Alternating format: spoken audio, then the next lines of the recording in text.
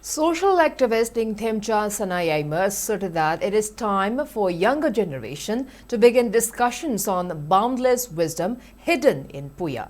He stated this while speaking at the book releasing titled Puya, a collection of 162 sacred scriptures of Puya. The releasing function was held at the residence of Padma Shri Pandit Ningthau Khongjam Khelchandra at Ningthau Khongjam Laikai, Uripok, Kangchup Road.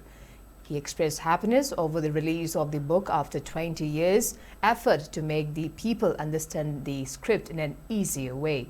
Remembering the efforts of the ancestors, he said publication of Puya is possible due to their collective efforts.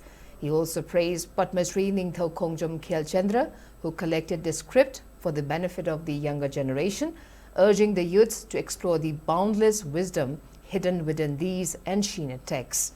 The program was also attended by columnist Laishram Memo, historian Ningthau Khongjam Debendra and archivist Kangjam Bidhu as presiding members.